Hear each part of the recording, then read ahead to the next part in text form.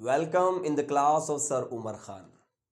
Students, आज की इस वीडियो में हम सॉल्व करने जा रहे हैं MCQs of physics class 9th board paper 2024।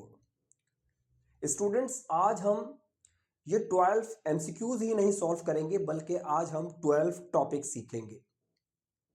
It's really very important video for class 9th। तो आइए अपनी क्लास को स्टार्ट करते हैं। स्टूडेंट्स, हमारा जो पहला एमसीक्यूज जो प्रीवियस ईयर में हमारे पास आया 2024 में, the first MCQs is least count of vernier caliper is. इसके चार ऑप्शंस हमें मिले, 10 millimetre, 1 millimetre, 0.1 millimetre and 0.01 millimetre. तो स्टूडेंट, इसने हमसे वर्नियर कैलिपर के लीस्ट काउंट का पूछा है। तो आइए सबसे पहले सीखते हैं कि हम लीस्ट काउंट किस तरह से निकालते हैं।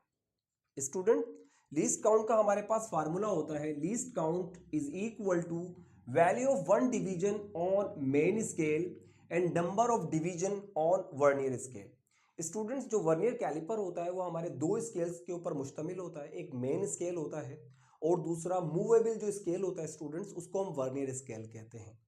तो स्टूडेंट्स, इसमें हम क्या करते हैं, अब हमें लीस्ट काउंट मालूम करना है। लीस्ट काउंट, तो students value of one division on the main scale जो होती है स्टूडेंट्स हमारे पास, अगर आप उसको सेंटीमीटर में लेते हैं तो वो होगी 0.1 सेंटीमीटर, और अगर आप उसको मिलीमीटर में लेते हैं तो वो होगी 1 मिलीमीटर। ये जो है value of the one division on the main scale होती है 1 मिलीमीटर। अब स्टूडेंट, इसमें जो हमें ऑप्शंस दिए हैं वो मिलीमीटर में दिए हैं, इसलिए हम इसको मिलीमीटर में सॉल्व करते हैं। तो स्टूडेंट्स, हमारे पास इसका जो होता है वो होता है 1 मिलीमीटर। और student, number of division on the main scale जो होते हैं वो होते हैं हमारे पास 10। तो स्टूडेंट्स, हमारे पास जो लीस्ट काउंट आएगा, जो लीस्ट काउंट हमारे पास आएगा जब हम 1 को 10 से डिवाइड करेंगे स्टूडेंट्स, तो हमारे पास आएगा 0.1 मिलीमीटर। तो स्टूडेंट्स, ये हमारा लीस्ट काउंट है वर्नियर कैलिपर का। अगर आप चाहें तो इसको सेंटीमीटर में भी चेंज कर सकते हैं। तो स्टूडेंट्स, इसका जो ऑप्शन है सी, वो राइट ऑप्शन है, 0.1 मिलीमीटर। स्टूडेंट्स, सेकंड एमसीक्यूज है हमारे पास, prefix used for the multiple value of 10 exponent -12 is. Student, जो हम प्रीफिक्स पढ़ते हैं उसमें जो 10 एक्सपोनेंट -12 है उसको हम क्या कहते हैं। ऑप्शन ए है हमारे पास एटो, बी फेम्टो, सी नैनो या डी पीको। तो स्टूडेंट्स, इसका जो 10 एक्सपोनेंट -12 है इसको हम कहते हैं पीको। नंबर थर्ड एमसीक्यूज है स्टूडेंट्स हमारे पास, two equal and opposite forces are acting on a body, which of the following quantities can not be zero. A mass, B momentum, C velocity and D acceleration. Students, ये हमसे कह रहा है कि एक बॉडी के ऊपर दो फोर्सेस एक्ट कर रही हैं अपोजिट डायरेक्शंस में, और इसमें से कौन सी जो चीज़ है जो जीरो नहीं हो सकती। स्टूडेंट, जब एक ऑब्जेक्ट है उसको जब हम अपोजिट डायरेक्शंस में जब हम फोर्सेस लगाते हैं तो स्टूडेंट्स उसका जो मास है वो जीरो नहीं हो सकता, बाकी एक्सेलरेशन भी जीरो हो सकती है। जब वो मूव ही नहीं करेगा तो उसकी एक्सेलरेशन जीरो होगी, उसका मोमेंटम भी जीरो होगा, उसकी वेलोसिटी भी जीरो होगी। लेकिन जो मास होता है स्टूडेंट वो होता है कांस्टेंट, वो कभी भी जीरो नहीं हो सकता। तो इसका ऑप्शन ए जो है वो राइट है। उसके बाद स्टूडेंट हमारे पास 4 एमसीक्यूज है।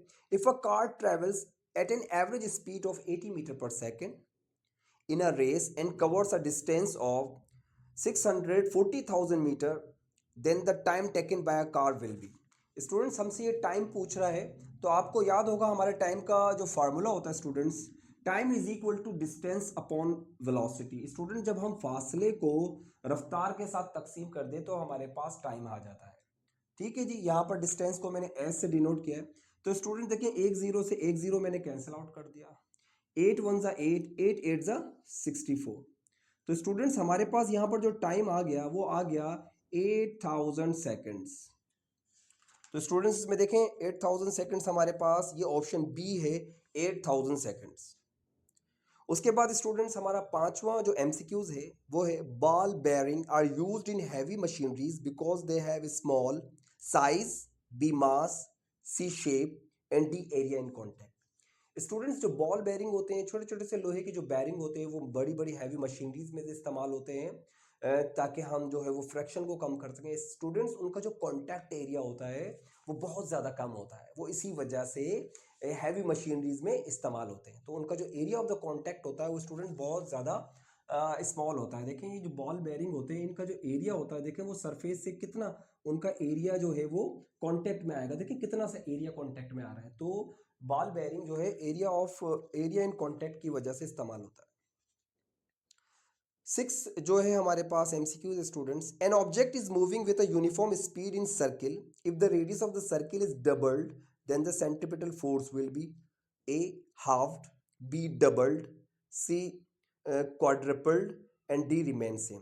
स्टूडेंट्स क्या हमसे क्या कह रहा है कि एक ऑब्जेक्ट जो है वो यूनिफॉर्म स्पीड से एक सर्किल के अंदर मूव कर रहा है, अगर उस सर्किल का रेडियस जो है वो डबल कर दिया जाए तो सेंट्रीपिटल फोर्स जो है वो क्या हो।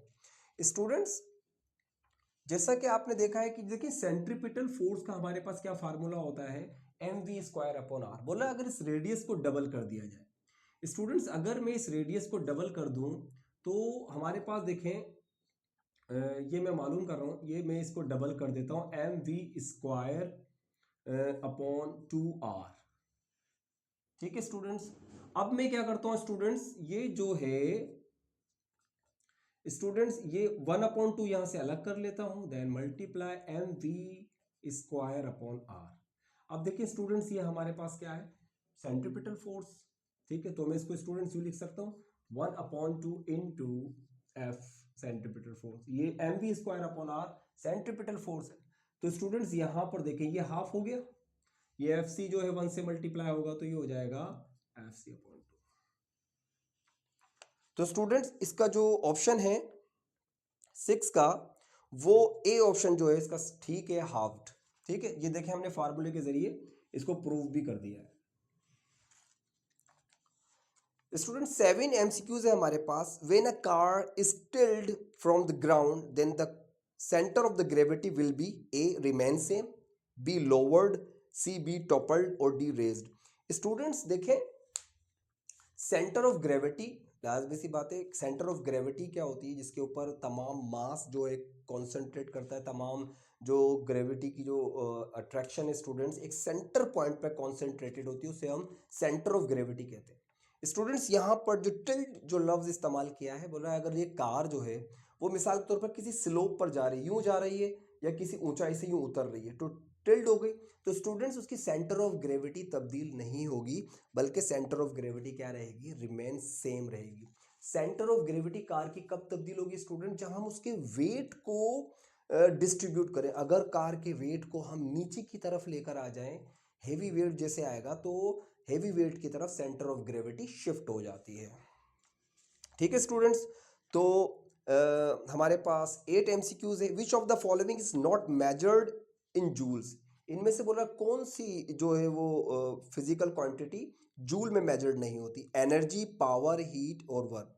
स्टूडेंट एनर्जी का यूनिट भी जूल होता है, हीट भी हम जूल में मेजर करते हैं, वर्क भी हम जूल में मेजर करते हैं। Only power, B option is right, power का यूनिट होता है स्टूडेंट वॉट, WATT वॉट, हम वॉट में मेजर करते हैं। स्टूडेंट 9 ऑप्शन है, 9 एमसीक्यूज है हमारे पास, as the distance between earth and the body increases the value of G. Students बोल रहा है कि दो अर्थ और किसी बॉडी के दरमियान अगर फासला बढ़ा दिया जाए, डिस्टेंस बढ़ा दिया जाए, तो वैल्यू ऑफ जी स्टूडेंट क्या होगी, डिक्रीज हो जाएगी। वैल्यू ऑफ जी जो है स्टूडेंट्स वो डिक्रीज हो जाएगी, क्योंकि हमने न्यूटन्स लॉ ऑफ ग्रेविटेशन में स्टूडेंट्स हमने क्या पढ़ा था कि जो अट्रैक्शन है वो मास के डायरेक्टली प्रोपोर्शनल है। ठीक है, और inversely proportional to the square of the distance between their centres. तो स्टूडेंट जब बॉडी के अंदर जब फासला पैदा होगा तो वैल्यू ऑफ जी जो एक्सेलरेशन ड्यू टू ग्रेविटी है स्मॉल जी वो डिक्रीज हो जाएगी। उसके बाद स्टूडेंट हमारे पास 10 एमसीक्यूज है, if 4 kg of water cools from 80 degree centigrade to 30 degree centigrade it losses यहाँ पर स्टूडेंट्स हमसे पूछ रहे हैं कि 4 केजी हमारे पास पानी है, ठीक है, और हमने 80 degree centigrade to 30 degree centigrade जो उसको कूल करा है, तो बताएं उस कितनी एनर्जी जो है रिलीज होगी, लॉस होगी। तो स्टूडेंट्स जब हम हीट रिलीज की बात करते हैं तो स्टूडेंट्स का फार्मूला है mass into specific heat capacity into change in temperature. तो स्टूडेंट मास हमें दिया 4 केजी, स्टूडेंट वाटर की स्पेसिफिक हीट कैपेसिटी है 4186 जूल पर केजी डिग्री सेंटीग्रेड, और स्टूडेंट 80 में से जब हम 30 को माइनस करें तो वो जो डिफरेंस आता है टेम्परेचर का, जो चेंज इन टेम्परेचर स्टूडेंट, वो आता है हमारे पास -50। ठीक है स्टूडेंट्स, जब आप स्टूडेंट को मल्टीप्लाई करेंगे तो आपके पास जवाब आएगा -83700 जूल। ठीक है, 83,700 जूल स्टूडेंट हमारी एनर्जी रिलीज होगी ये, लेकिन इसका ऑप्शन स्टूडेंट जो है वो इन्होंने रॉन्ग दिया हुआ है। उसके बाद स्टूडेंट हमारे पास जो 11 है वो है if the distance between two identical unit masses are doubled, gravitational force will be, बोल रहा है if the distance between two identical masses are double, बोल रहा है अगर डिस्टेंस डबल कर दिया जाए तो ग्रेविटेशनल जो फोर्स होगी स्टूडेंट वो क्या होगी। ये भी बहुत इंटरेस्टिंग है स्टूडेंट। देखें ग्रेविटेशनल फोर्स का हमारे पास फार्मूला है F is equal to G m1m2 upon R square. अगर स्टूडेंट इस आर स्क्वायर को, इस फासले को अगर मैं डबल कर दूं तो क्या होगा, तो students force is equal to G m1m2 upon 2r square. तो स्टूडेंट्स ये हमारे पास इस तरह से आ जाएगा F is equal to G m1m2 upon 4r square. Students मैं इसमें से मैं यहां लिख देता हूं F is equal to, student की जो 4 है इसको मैं 1/4 को अलग कर लेता हूं और मैं लिख देता हूं G m1m2 upon R square. अब स्टूडेंट्स मुझे बताएं ये क्या हो गया, G m1m2 upon R square, ये हमारे पास ग्रेविटेशनल फोर्स हो गई। तो स्टूडेंट्स ये देखें F इज इक्वल टू, ये ग्रेविटेशनल फोर्स हो गई 1/4 इज इक्वल टू ये ग्रेविटेशनल फोर्स हो गई।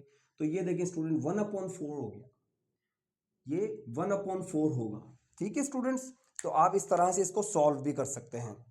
तो मैंने जो रेडियस था स्टूडेंट जब उसको डबल किया तो जो उसका स्क्वायर आया वो 4 हो गया, तो ये 1/4 हो गया। और ये देखें ये तो हमारे पास ग्रेविटेशनल फोर्स का फार्मूला है, तो जिस तरीके से यहाँ पर Fc/2 आ गया था तो यहाँ पर F/4 आ जाएगा, मतलब ये 1/4 हो जाएगा। स्टूडेंट इसका जवाब होगा क्वार्टर्ड। क्वार्टर्ड को हम जो है 1/4 कहते हैं।